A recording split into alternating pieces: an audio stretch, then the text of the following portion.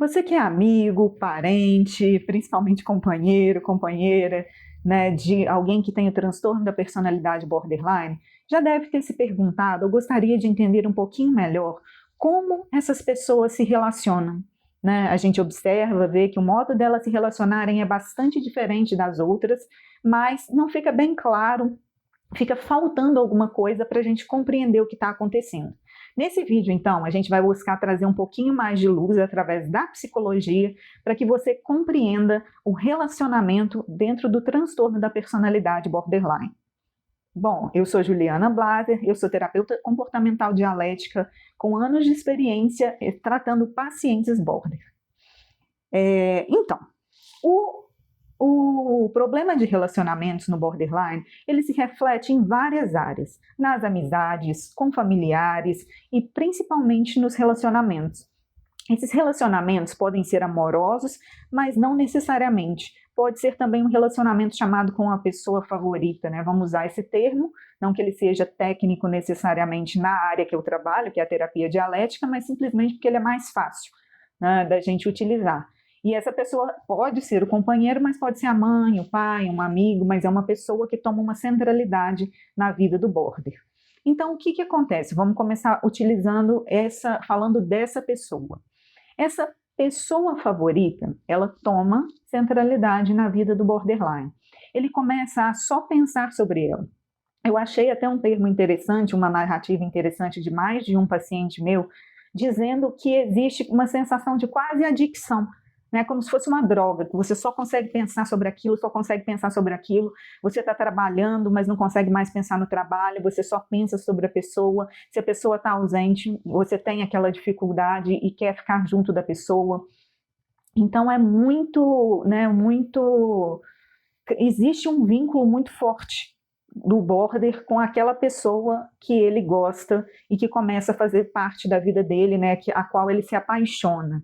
E essa pessoa, a ausência dessa pessoa, causa um sofrimento muito intenso, né? O border sente muitas vezes uma grande ansiedade, quase uma crise de ansiedade na ausência da pessoa amada, da pessoa preferida. E essa pessoa começa a fazer parte também da sua compreensão de identidade.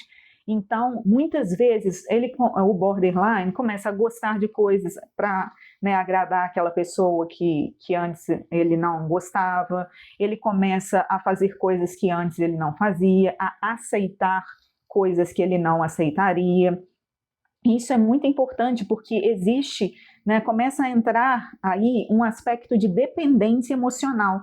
Ele começa também a não conseguir fazer coisas, a não ser que a pessoa preferida, né, faça com ele ou por ele, né? Algumas pessoas chegam a esse nível de dependência, de esperar que o outro faça isso por ela, né, faça as coisas da vida, resolva os problemas cotidianos por ele, e que também esse outro vira o regulador emocional, né? Ou seja, ao invés da gente, igual você e eu, estamos com raiva, né, e eu tenho que tentar controlar ou lidar com a minha raiva de alguma maneira, o border às vezes delega isso a essa outra pessoa, e aí liga e se desespera e chama esse outro para ajudá-lo nessa regulação emocional, né? Muitas vezes, se o outro ajuda, é muito bom, é muito importante, mas nem sempre tem um outro disponível o tempo inteiro, e o outro também não pode ser a única e exclusiva pessoa, né?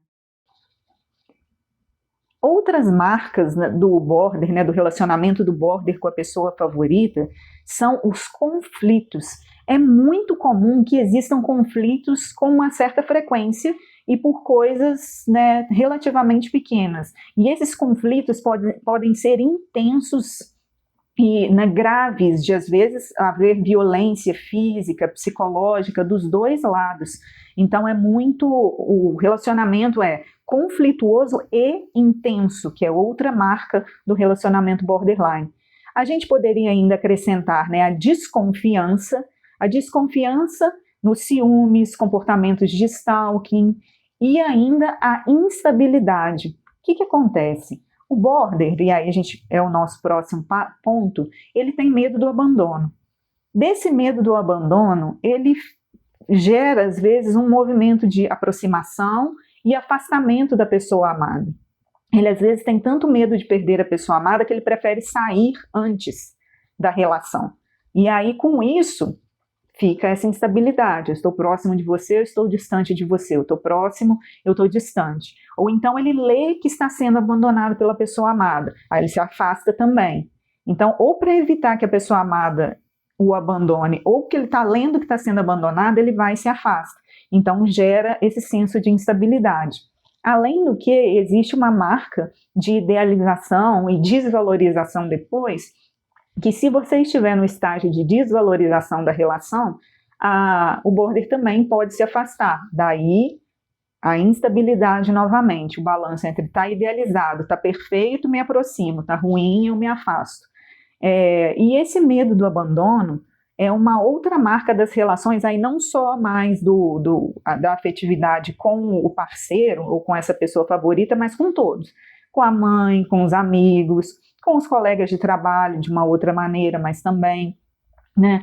Que é basicamente isso, que todas as pessoas em algum momento vão deixá-lo.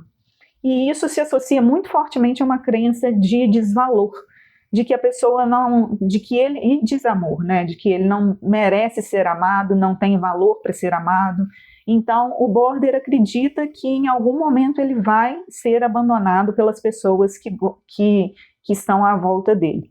E com isso ele está sempre de olho, né, está sempre atento a pistas que mostrem que isso vai acontecer.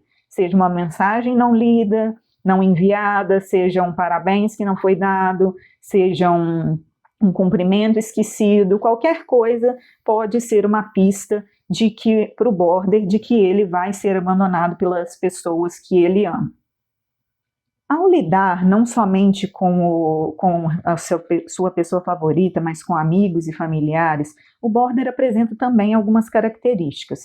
A mais famosa, acho que a mais comum delas é o 880, né, a mais sabida, que é a de valorizar as pessoas muito, achar que elas são perfeitas e de repente se decepcionar extremamente com as atitudes dela.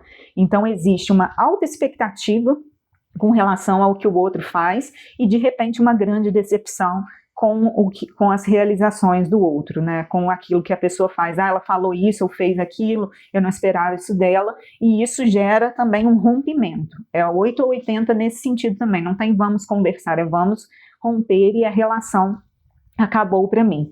Isso é muito difícil de lidar normalmente. Existe ainda uma baixa tolerância à crítica, uma baixa tolerância à frustração, e às vezes isso pode gerar reações intensas, né? Quando a pessoa está fazendo algo que não é do agrado do border, em um contexto social, ele pode ou brigar, né, ou se expressar, ele expressa muito os sentimentos. Não só sente intensamente, como tende a expressar, e às vezes expressa esses sentimentos de uma maneira inadequada, o que pode deixar um amigo magoado, ou um colega de trabalho magoado. Então, isso é um grande dificultador das relações sociais, quando aquilo que acontece ao redor não ocorre exatamente da maneira como o border esperava, ou de uma maneira que ele considera que está mostrando que ele está sendo abandonado, injustiçado. Sentir-se injustiçado é uma das coisas que mais os magoam normalmente.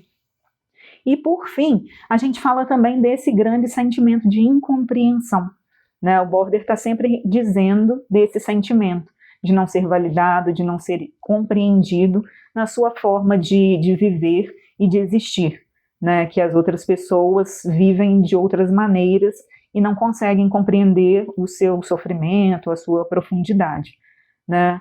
E, de fato, né, em muitos aspectos, eles vivenciam uma experiência única, né, que pode ser acolhida, mas eles não encontram necessariamente esse acolhimento também em muitos lugares.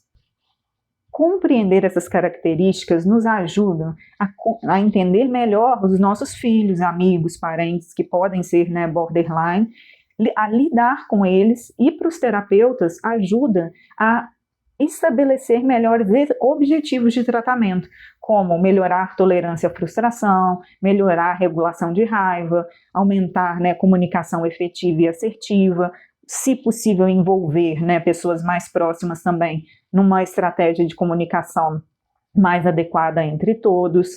Então, né, esse módulo é um módulo muito especial, espero que vocês tenham gostado, e fica o convite para o próximo encontro. Nos vemos mais tarde.